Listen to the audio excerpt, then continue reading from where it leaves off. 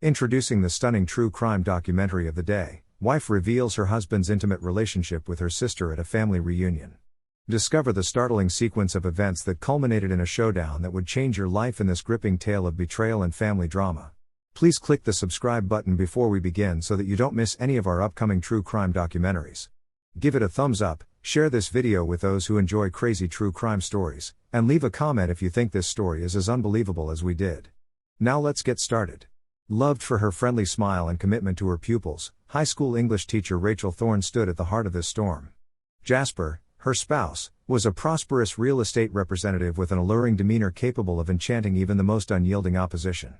Whether they were seen holding hands at the neighborhood farmers market or supporting one another at Friday night football games, they appeared to be the ideal pair. However, looks can be deceiving, and there was a web of secrets and betrayal hiding beneath the surface of their picture-perfect marriage. Ivy, Rachel's younger sister, was the spark that ignited the looming mayhem.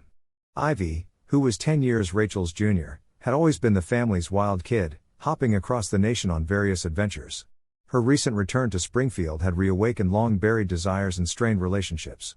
Little did the Thorne family realize that this year's reunion would result in carnage as they got ready for their yearly fall get-together, an occasion that usually brought joy and togetherness. Springfield is the birthplace and upbringing of Rachel Marie Thorne.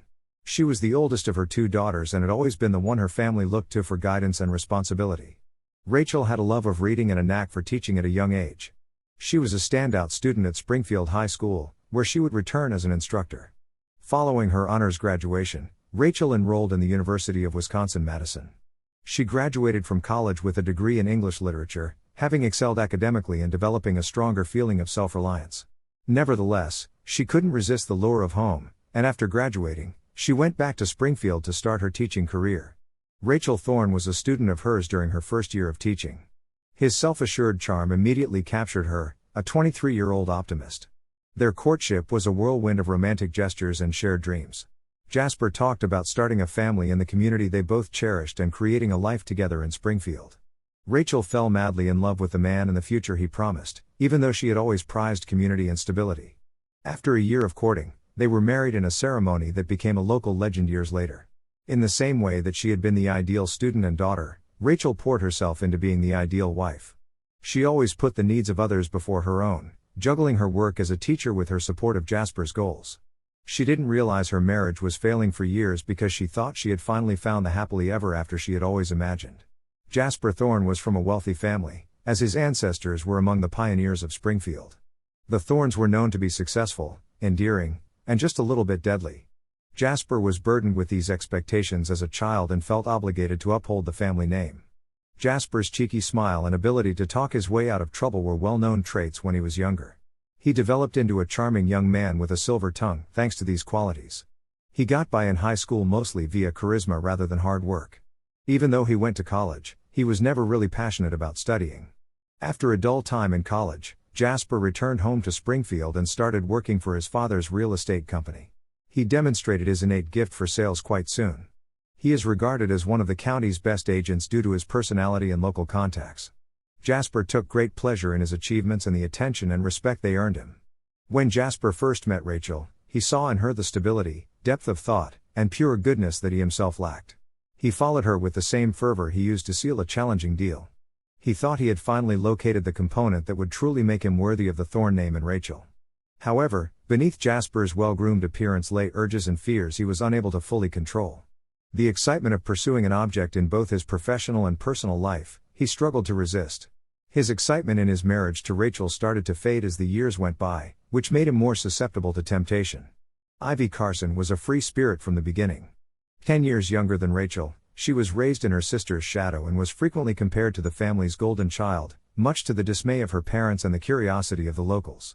Ivy was impetuous and imaginative, whereas Rachel was careful and methodical.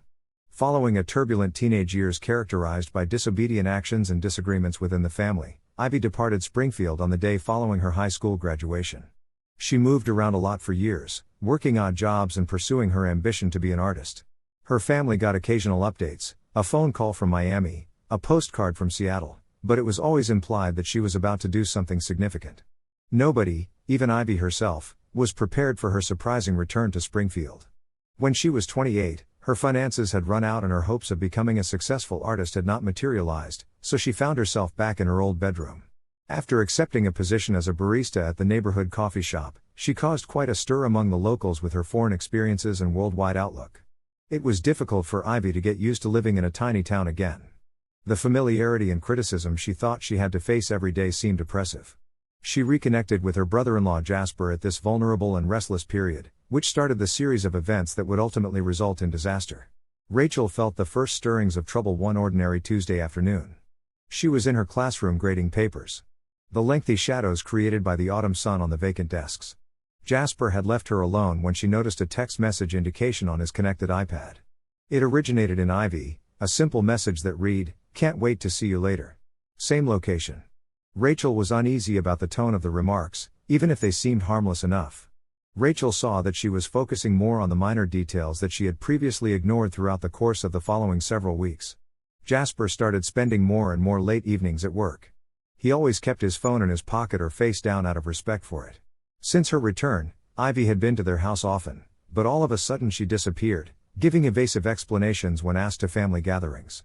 In an attempt to justify these adjustments, Rachel told herself that she was being overly cautious. Jasper and Ivy had always gotten along well, after all. Their friendship made perfect sense, didn't it? But every day that went by, the knot in her stomach got tighter. That rainy Saturday afternoon proved to be the conclusive evidence. Rachel made the decision to show up at Jasper's workplace unexpectedly in the hopes of getting him to go early and spend a rare weekend with her. She noticed Jasper's car parked in its typical location as she walked up to the real estate company. But as she got closer, she recognized another car. Around the corner, Ivy's battered Volkswagen Beetle was quietly parked. Rachel walked toward the office building, heart thumping. She could make out the silhouettes of two people in Jasper's private office through the rain-stained window. Rachel was staring at them in disbelief as their shapes blended together and became one. Her entire universe broke at that same instant. Rachel stayed away from them. Rather, she withdrew to her car, her thoughts a jumble of feelings. She struggled with feelings of profound, searing sadness, anger, and betrayal. After driving around in circles for hours, she finally pulled up to the shore of Lake Springfield, the spot where she and Jasper had first kissed. Rachel was first shocked, but as the scenario really hit home, her amazement turned to a cool, collected wrath. Her head was full of memories. Jasper's late hours, Ivy's uneasy demeanor, and the astute glances she had written off as the chatting of town gossip. How much time had this been ongoing? How could her flesh and blood, her own sister, betray her in such a way? Rachel felt a shift in herself as she stared out at the placid waters of the lake. The patient, understanding instructor was replaced with a woman who was enraged and determined to hold the traitors accountable. She considered the impending family get-together something that had always made me happy. It offered a chance now. An opportunity to reveal Jasper and Ivy's dishonesty to everyone they knew. Rachel's mind was working on a strategy as she drove home. Her retaliation would be ideal, taking place at the yearly Thorne family reunion. She had no idea that the choice she made would start a series of unfortunate occurrences. Rachel carried out her everyday activities like a ghost in the days that followed her revelation, her mind racing with ideas of getting even. She put up a front of normalcy, grinning at her students, introducing herself to coworkers, and even having polite chats with Jasper. But there was a tempest brewing under this peaceful exterior. Rachel's strategy revolved around the next Thorne family reunion, which was set for the next weekend. It was a custom that drew close friends and relatives together. A commemoration of unity that now appeared to Rachel like a cruel farce. She concluded that this would be the ideal location for her momentous disclosure. She took great care in her preparations. She started by gathering proof. Screenshots of texts she'd managed to extract from Jasper's iPad, credit card bills revealing questionable transactions, and even a couple of covert pictures she'd snapped of Jasper and Ivy out and about in town. These were assembled into a folder by her, a betrayal dossier that she intended to unveil in style at the party. Rachel then methodically planned her next move. She would hold off until after dinner was served. She would always join in the custom of raising a toast to family and love when everyone was at ease and a little tipsy from the abundant wine. However, this year, her remarks would be poisonous, and they would reveal Jasper and Ivy's relationship. Rachel struggled with moments of remorse and uncertainty while she plotted. Was she pushing things too far? Would humiliating in public solve anything? But every time these ideas came to her, she was reminded of the picture of Jasper and Ivy cuddling, and her determination became more determined. Rachel spent the evening before the party by herself in her study, practicing her speech and preparing herself for what lay ahead. A mixture of dread and anticipation filled her. Being aware that once she initiated her strategy, there would be no turning back. Her life would change irrevocably, as well as the lives of those around her. Rachel felt a terrible satisfaction as she lay in bed at last, next the spouse who had deceived her. The truth would surface tomorrow. Jasper and Ivy would pay for their deeds the following day. Rachel had no idea that her pursuit of justice would go out of hand and have a far more disastrous result than she could have ever dreamed of. The Thorne family gathering day broke clear and bright, a gorgeous Saturday in October that defied the impending storm. Rachel got up early to start getting ready for the occasion, her stomach in knots. Jasper cheerfully whistled as he set up tables in the backyard, not realizing what was about to happen. As the afternoon progressed, relatives started to show up. Aunt Beatrice and Uncle Theo arrived first, bearing their renowned apple pie and lots of laughs. Next were cousins. Lena, Dominic's new spouse. Fiona arrived with her 3 boisterous kids, and as the party grew, so did the number of family friends that joined her. With a tense grin, Rachel welcomed every visitor, her eyes darting to the driveway in anticipation of Ivy's arrival. Rachel had a wave of rage so intense that it almost took her breath away when her sister eventually showed up, stylishly late as usual. In a flowing sundress, Ivy looked stunning. Her easy smile stood in sharp contrast to Rachel's internal conflict. Rachel observed that Jasper was reacting to Ivy's arrival. His hug was a bit too firm, and his eyes lingered a bit too long. The only visible indication of her turbulent feelings was the tight grip Rachel's hand took around her glass of lemonade. The players were positioned, and the stage was ready.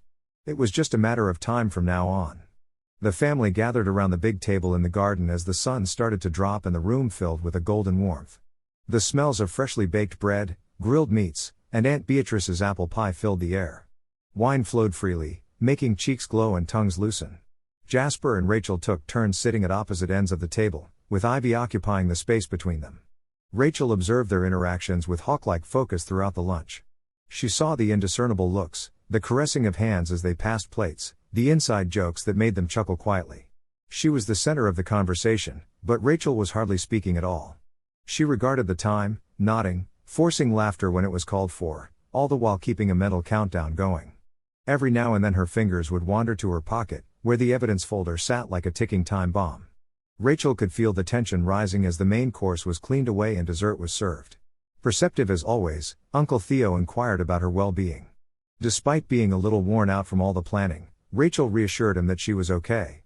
Concerned, Jasper lifted an eyebrow across the table, but he didn't pursue the matter. Maybe sensing the tension beneath the surface, Ivy grew more anxious. She laughed unnecessarily at jokes, spilt wine on her clothes, and kept staring guilt and fear filled at Rachel. Rachel realized the time had arrived when Aunt Beatrice started to serve her apple pie. With a languid gait, she lifted her wine glass and gave it a gentle tap with a spoon. Everyone's gaze was fixed on her, anticipating the customary sentimental toast about love and family. Rather, they were going to see the disintegration of everything that the Thorne family had cherished. When Rachel spoke, her voice was cool and collected, showing none of the chaos inside. She began by expressing her gratitude to everyone for attending and participating in the Thorne family custom. She mentioned love. Trust and loyalty were principles that had supported their family for many years. Then she changed the tone. "I've always had faith in our family's resilience." Her gaze locked on Jasper's, she murmured, "But sometimes, the people we trust the most turn on us in the most terrible ways." A silence descended among the group.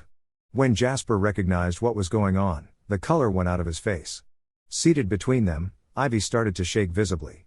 Rachel took the folder out of her pocket slowly and purposefully. She presented copies of images, credit card statements, and text messages from it. As she presented the proof of Jasper and Ivy's affair, her voice became more forceful, describing their deceit and covert meetings. Around the table, there were murmured denials and gasps of disbelief. Uncle Theo's face reddened with rage as Aunt Beatrice's hand shot to her mouth.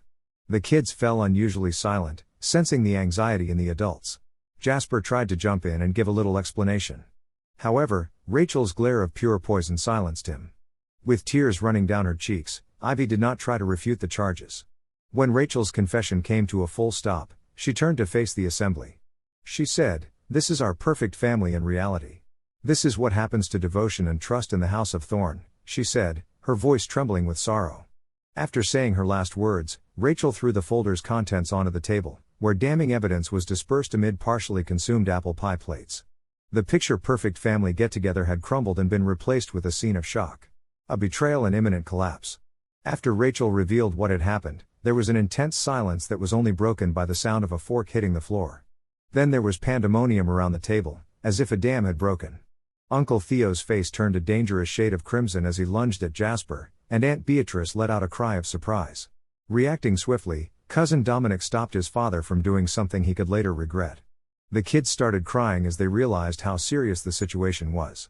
Amidst the clamor of yelling and accusing, Fiona quickly rounded up her children and led them inside the home, away from the drama that was taking place. Dominic's new bride, Lena, sat motionless in awe, her eyes darting back and forth between Jasper and Ivy as though she had never seen them before. Other family friends whispered to one another, some of them slipping away from the table, uncertain whether to stay or go.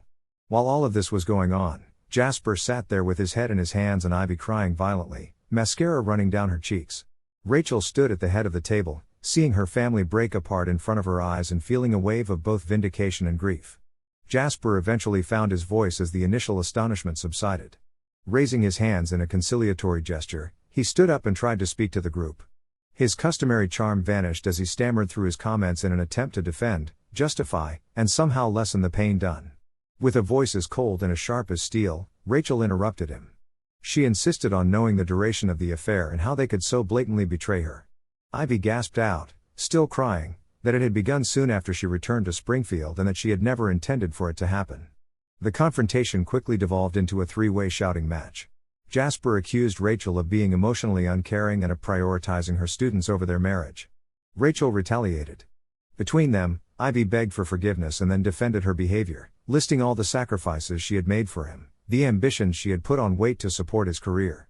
She talked about how lost she felt, how she had connected with Jasper, and how she had made mistakes while she was weak. Their statements turned become weapons. With every accusation and counter-accusation drawing blood, long-suppressed grudges and deep-seated emotions suddenly surfaced. Rachel opened up about her mounting disappointment with their life together and her fears of previous affairs. Jasper, losing all composure, acknowledged that they felt inadequate and that they had to work hard to live up to the Thorne family name. Uncle Theo physically put himself between Jasper and Rachel as the dispute became out of hand. His loud voice broke through the commotion, ordering everyone to calm down and take a step back. During the brief interval that ensued after Uncle Theo's intervention, Aunt Beatrice stealthily made her way to the kitchen without drawing attention to herself. Upon her return, she was holding something behind her back and her normally gentle expression was twisted with fury. Aunt Beatrice lunged at Ivy before anybody could say anything. With a painful thud, the blow struck Ivy on the side of her skull with a hefty cast iron pan. She fell to the ground, her lifeless body rapidly filling with blood. Chaos broke out in the scene. Screaming, Rachel let forth a primal cry of terror that broke the stunned hush. Jasper hurried to Ivy's side, clutching her lifeless form while demanding that someone dial an emergency. Beatrice stood there as Uncle Theo grabbed the skillet from her hand. As if she was still in shock over what she had done, she appeared dazed. With a pale face, Cousin Dominic shook his hands nervously and fumbled with his phone, dialing 911. Rachel was moving away from the scene, but nobody saw her at first because of the confusion. She walked through the home in a stupor while sirens wailed in the distance, getting louder by the second. Her brain reeling with the terrible turn of events. The police and ambulance showed up and broke the final shreds of normalcy in the Thorne home. The paramedics' frantic shouts and quick actions in the blood-stained garden were a blur as they raced to treat Ivy. In response to reports of a violent incident, the police started to barricade the area and separate family members so they could be questioned. Ivy was hurriedly loaded into the ambulance while she remained unconscious. Fighting to stabilize her condition, the paramedics raced toward Springfield General Hospital while working hard. With a look of terror and remorse on his face, Jasper insisted on traveling in the ambulance, his shirt soaked with Ivy's blood. Once inside the residence, the authorities had difficulty piecing together the events of the evening.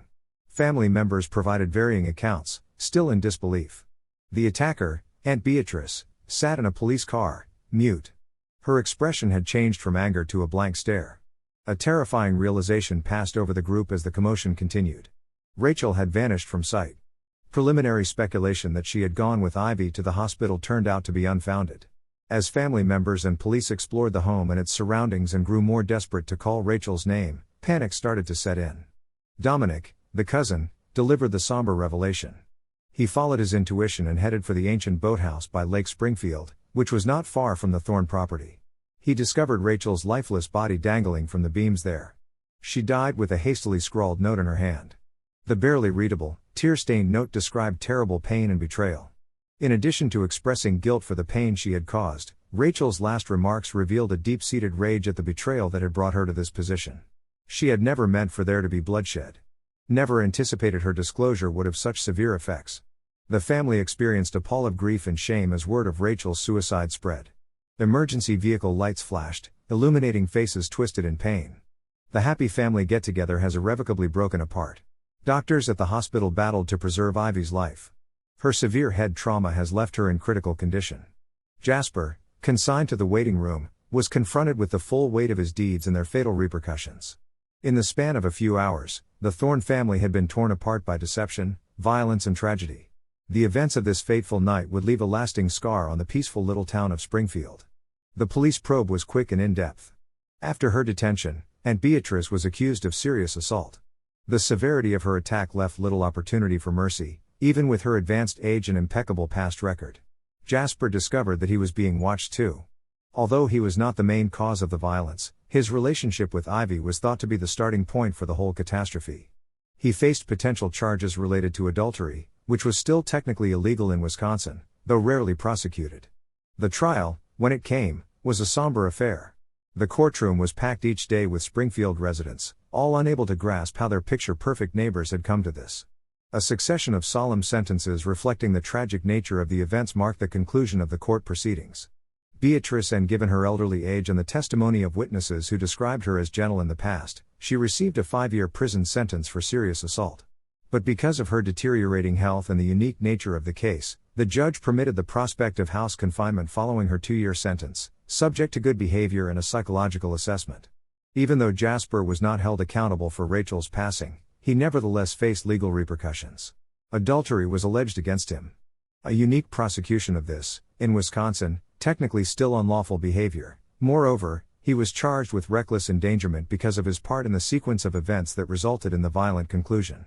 Jasper was given a 3-year prison sentence by the judge, who acknowledged the tenuous but clear connection between his conduct and the tragedy that transpired. In addition to this sentence, the terms of release included community work and intensive psychological counseling. Was to allow him to heal and offer apologies to the community. As the legal proceedings progressed, he contributed to the Thorne family's disintegration and withdrawal from public life. The scandal had destroyed everyone's sense of security and trust in the community, not just their family.